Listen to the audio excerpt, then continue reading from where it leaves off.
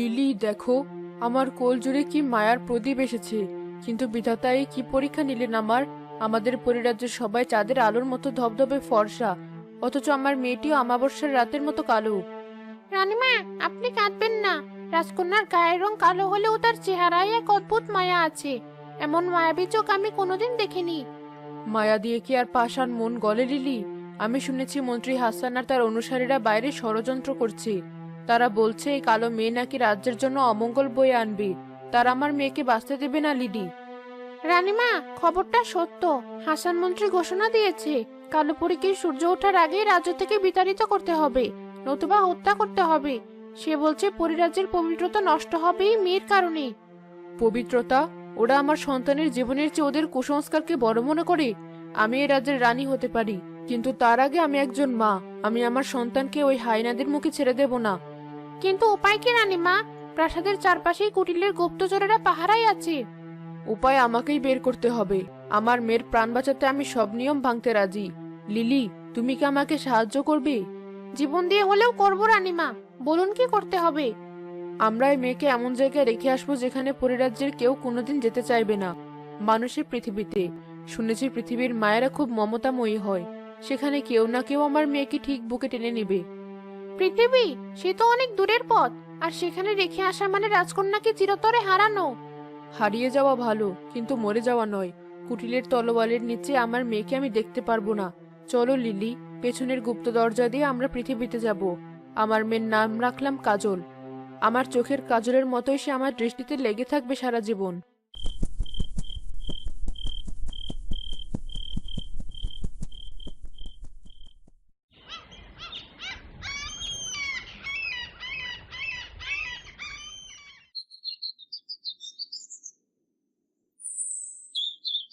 আজও তো চালে তেমন মাছ উঠলো না। ঘরে চাল নেই, আর কোলটাও খালি। জীবনটা পুরো কষ্টের হয়ে গেল। ওসব ভেবে মন খারাপ করো না শাপলা। সৃষ্টিকর্তা যা করেন মঙ্গলের জন্যই করেন। হয়তো আমাদের কপালে সন্তান সুখ নেই, তাই মেনে নাও। মানতে তো পারি না। বুকটা ফেটে যায় যখন দেখি অন্যদের আঙিনায় বাচ্চারা খেলা করে। দাঁড়াও, তুমি কি কিছু শুনতে পাচ্ছো? কিসের শব্দ? আমি তো শুধু নদীর ঢেউ শব্দ পাচ্ছি। না, ভালো করে শোনো। মনে হচ্ছে কোনো বাচ্চার কান্নার আওয়াজ।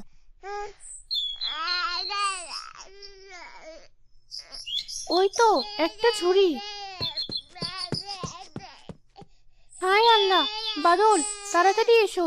দেখো কি ফুটফুটে একটা বাচ্চা। এ কি? কে এই বাচ্চা ফেলে গেল এখানে? দেখে তো মনে হচ্ছে রাজকন্যার মতো, কিন্তু গায়ের রংটা বড্ড কালো। রং দিয়ে কি হবে? দেখো কেমন করে আমাদের দিকে তাকাচ্ছে। মনে হচ্ছে ও আমাকেই খুঁজছিল। কে ফেলে গেছে জানি না, কিন্তু আজ থেকে আমার মেয়ে। কিন্তু শাপলা, গ্রামের মানুষ কি বলবে? আমরা গরিব মানুষ, আর এই মেয়েটার গায়ের রং নিয়ে সবাই হাসাহাসি করবে। সমাজ কি মেনে নেবে? খবরদার, কেউ যদি আমার মেয়ের গায়ের রং নিয়ে কথা বলে, আমি তার মুখ ভেঙে দেব। আমার ঘর আধার ছিল, এই কালো মেয়ে আমার ঘর আলো করবে। আমি ওর নাম রাখলাম কাজল। তুমি কি বাবা হয়ে ওকে মেনে নিতে পারবে না? তুমি যখন মা হয়ে ওকে কুলে তুলে নিয়েছো, আমি কি আর না করতে পারি? আজ থেকে কাজলই আমাদের সব। চলো ওকে নিয়ে ঘরে যাই।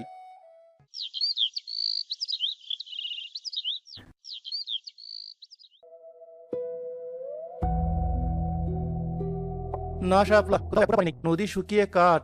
এবার মনে হয় না খেয়েই মরতে হবে। মহাজন জব্বার তো পানির দামে আগুন ধরিয়ে দিয়েছে। কি হবে আমাদের কাজলের? মেয়েটা গরমে কষ্ট পাচ্ছে। ওর মুখে দিকে তাকালে আমার বুক ফেটে যায়। মা, বাবা, তোমরা ভেবো না। আমার মন বলছে সব ঠিক হয়ে যাবে। আমার খুব ছন্দ বলতে ইচ্ছা করছে মা। এই বিপদের দিনে তোর ছন্দ? তোর গলাটা খুব মিষ্টি মা, কিন্তু এখন কি ছন্দ বলার সময়? মা, আমার যখনই খুব কষ্ট হয় আমি ছন্দ বলি। আর ছন্দ বললে মনে হয় আকাশ আমার কথা শুনে। আমি কি ছন্দ বলবো? বল মা, তোর ছন্দ শুনলে আমাদের কলিজাটা ঠান্ডা হয়। মেঘের দেশে খবর দে, আইরে মেঘায়। তপ্ত মাটির বুক ফেটে যায় জল দিয়ে আমায় হায়। আকাশ তোকে ডাকছি আমি, চোখের জলে ভাসি। ঝরঝরিয়ে নামরে বৃষ্টি ফুটুক মুখে হাসি।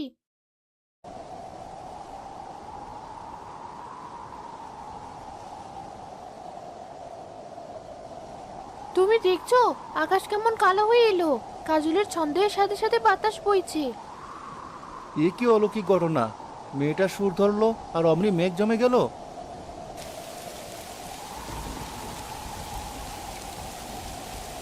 মা, বৃষ্টি বৃষ্টি এসেছে। আলহামদুলিল্লাহ, আমাদের জীবন বেঁচে গেল। শাপলা, তুমি ঠিকই বলেছিলে, আমাদের মেয়ে সাধারণ কেউ নয়, ও এই গ্রামের আশীর্বাদ। কিন্তু আমার ভয় হচ্ছে, গ্রামের মানুষ যদি জেনে যায় কাজলের ছন্দে বৃষ্টি নামে, তবে ওর ক্ষতি হতে পারে। কাজল, মা আমার, তুই এই ক্ষমতার কথা কাউকে বলবি না।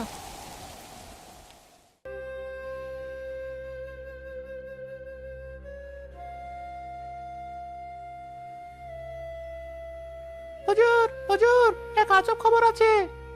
কি খবর? সকালবেলা চেঁচামেচি করছিস কেন? খাজনা আদায়ের কোনো খবর না থাকলে দূর হ। হুজুর, টাকার চেয়েও দামি খবর। কাল যে গ্রামে হঠাৎ বৃষ্টি হলো, তার কারণ কি জানেন?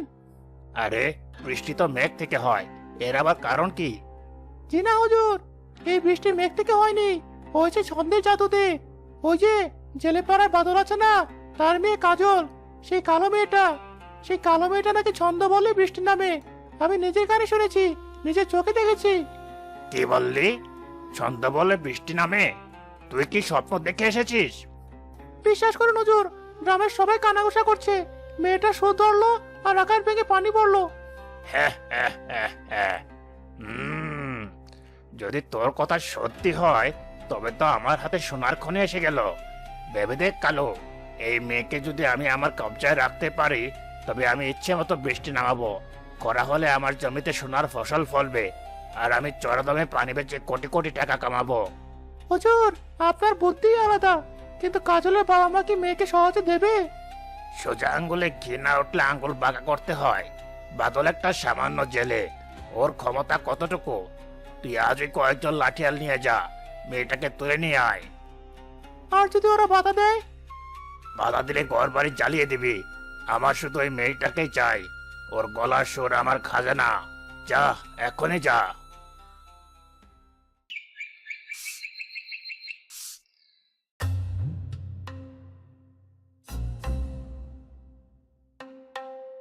কে কে আপনারা এভাবে হুট করে বাড়িতে ঢুকলেন কেন? আমরা মহাজন জব্বার সাহেবের লোক। মহাজন সাহেব তোর মেয়ে কাজলকে তলব করেছেন। আমাকে কেন? আমি তো ওনার কোনো ক্ষতি করিনি। বেশি কথা বলিস না। মহাজন সাহেবের হুকুম, তোকে আমাদের সাথে যেতে হবে। উনি তোর ছন্দ শুনতে চান। আমার মেয়ে কোথাও যাবে না। ছন্দ শোনার শখ থাকলে ওনাকে এখানে আসতে বলবেন।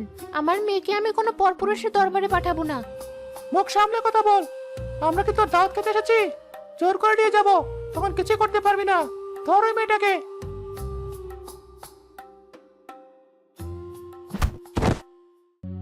না, আমার মেয়েকে নিবি না।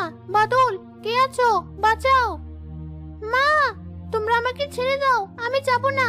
মা, তুমি ওঠো। চুপ কর, একদম চুপ। কাজল, আমার কাজল, ওরা আমার কলিজা ছেড়ে নিয়ে গেল। আল্লাহ, তুমি এর বিচার করো।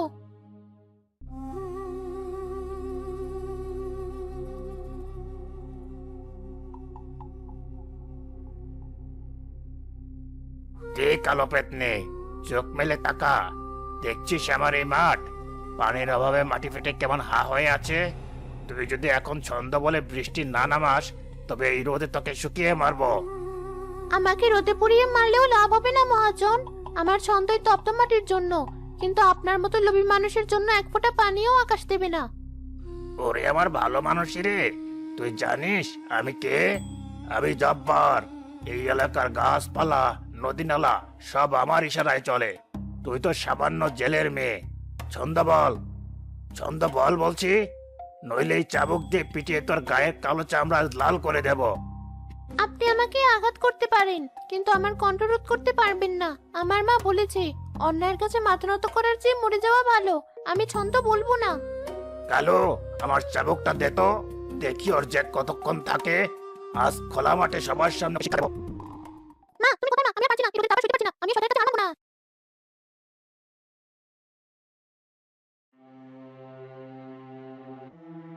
লিলি, সর্বনাশ হয়ে গেছে। আমার কাজল তুমি পাশে খোলা রোদে বেঁধে রেখেছে। মেয়েটা তৃষ্ণায় ঢুকছে। দেখো লিলি, আমার মেয়ে চোখে মুখে যন্ত্রণা। আমি আর এক মুহূর্ত চিন্তা পারছি না। না না, শান্ত হন। নিয়ম অনুযায়ী সূর্য আগে আপনি পৃথিবীতে নামলে আপনারা দুর্বল হয়ে হয়ে যাবে আর মন্ত্রী হাসান তো ওর পেটে আছে। আমার ডানা পড়ে যাক, আমার ক্ষমতা চলে যাক, তাতে আমার কিছু আসে যায় না। আমার মেয়ের প্রাণ সংকটে, আজ আমি কোনো নিয়ম মানবো না, কোনো মন্ত্রীর ভয় করবো না, আজ আমার সন্তানকে বাঁচাতে যাবে।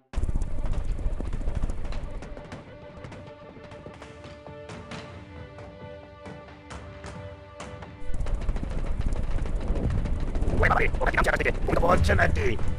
হুজুর পালান, আকাশ ভেঙে পড়ছে।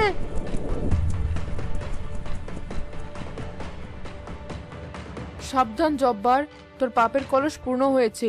তুই আমার মেয়ের গায়ে হাত তোলার সাহস দেখাস, আজ তোকে এই মাঠেই পুঁতে ফেলবো। কে আপনি? আপনাকে দেখে মনে হচ্ছে আমি বহুত করে আপনাকে চিনি। আপনার গায়ে গন্ধ আমার স্বপ্নের মতো। আমি তোর মা কাজল, আমি তোর জন্মদাত্রী মা, আমি পরিরাজ্যের রানী, তোকে বাঁচাতে এসেছি। ভয় নেই মা, আমি এসে গেছি। দেখ, তোর মা আজ তোর পাশে ঢাল হয়ে দাঁড়িয়েছে। হুজুর এ তো মানুষ নয়, এ তো সাক্ষাৎ পরী, এর সাথে লড়াই করা যাবে না।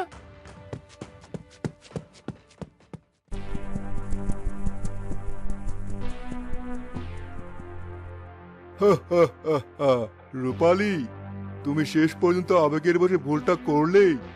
নিয়ম ভেঙে পৃথিবীতে এসেছো, তাও আবার খোলা আকাশের নিচে। এখন তোমার শক্তি অর্ধেক।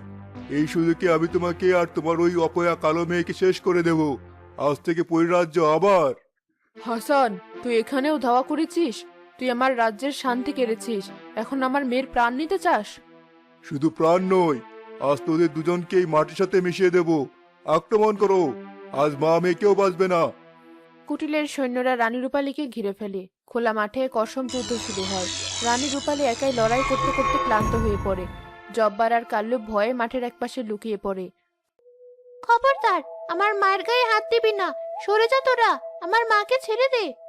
তুই কি করবি তুচ্ছ কালো মেয়ে? তোর তো কোনো জাদু নেই। তোর মাই যখন পারছে না, তুই তো ধুলোর সমান। আমার গায়ের রং কালো হতে পারে, কিন্তু আমি দুর্বল নই। আমি আমার মায়ের সন্তান। তোরা আমার কান্না দেখেছিস, এবার আমার প্রলয় দেখবি। প্রকৃতি আমার কথা শুনি, আজ আকাশ আমার হয়ে কথা বলবি। জাগো বজ্র, জাগো তুফান, ভাঙরে আকাশ ভাঙ। দুষ্টের দল পূর্বে আজ জ্বলে ওঠ আগুন রাং। কালো মেঘের আড়াল থেকে হানরে আঘাত হান। মায়ের অপমানের আজ নেব আমি প্রাণ। কাজলের ছন্দের সাথে আকাশ থেকে বৃষ্টির বদলে বজ্রপাত শুরু হয়। সেই বজ্র শুধুমাত্র হাসান আর তার সৈন্যদের লক্ষ্য করে আঘাত আনতে থাকে। একই হচ্ছে, এত শক্তি কোথা থেকে এলো? বাঁচাও, এ তো সাধারণ বৃষ্টি নয়, এই যে বজ্র বৃষ্টি। আমার শরীর জ্বলে যাচ্ছে।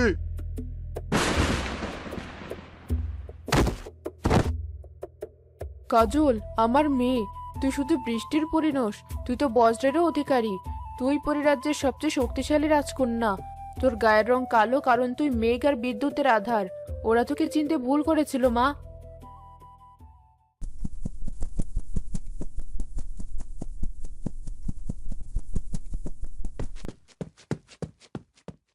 কাজল, তুই ফিরে এসেছিস মা? ওরা তোকে মারেনি তো? ও মা, উড়ে গে মা। মা, উনি আমার আসল মা, পরিরাজ্যের রানী। উনি আমাকে বাঁচাতে আকাশ থেকে নেমে এসেছিলেন। ওনার জন্যই আজ আমি বেঁচে গেছি। তার মানে তুই এখন আমাদের ছেড়ে চলে যাবি? তুই তো রাজকন্যা। এই ভাঙা ঘরে নদীর পাড়ে গরিব মায়ের কাছে কি আর থাকবি? ভয় পেও না শাপলা বোন, তোমরা আমার মেয়েকে 10 বছর ধরে নিজের সন্তানের মতো পালন করেছো।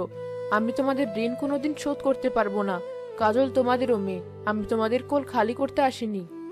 কিন্তু রানীমা, আমরা তো সামান্য জেলে। রাজকন্যাকে লালন পালন করার সাধ্য আমাদের নেই। আমাদের ঘরও ভাঙা। মা, আমি তোমাকে পেয়ে খুব খুশি, কিন্তু আমি আমার পালক মা আর বাবাকে ছেড়ে কোথাও যাব না। পৃথিবীর এই ধুলো মাটি, নদী, খোলা আকাশই আমার ঘর। ওরাই আমাকে মানুষ করেছে। আমি রাজপ্রাসাদ চাই না, আমি আমার মায়ের আঁচল চাই।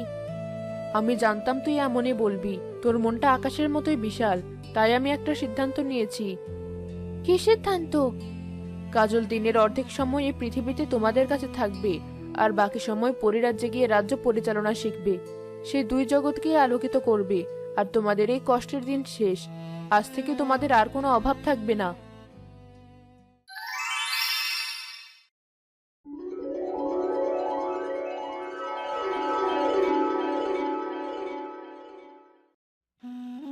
একই জাদু, আমাদের ভাঙা ঘর তো রাজপ্রাসাদ হয়ে গেল। মা, জব্বারের কি হবে? জব্বার তার লোভের শাস্তি পেয়েছে। সে আর কখনো গ্রামের মানুষের ক্ষতি করার সাহস পাবে না। তার সব সম্পত্তি আমি গ্রামের গরিবদের মধ্যে বিলিয়ে দেওয়ার ব্যবস্থা করেছি। এখন থেকে তুই আমার কালো পরী 2 রাজ্যের রক্ষক। মনে রাখিস মা, গায়ের রং দিয়ে মানুষের বিচার হয় না, বিচার হয় তার গুণ আর ক্ষমতা দিয়ে। আমার কালো মেয়াদ সত্যি সত্যি আলো ছড়িয়ে দিল। আজ আমার বুকটা গর্বে ভরে গেছে।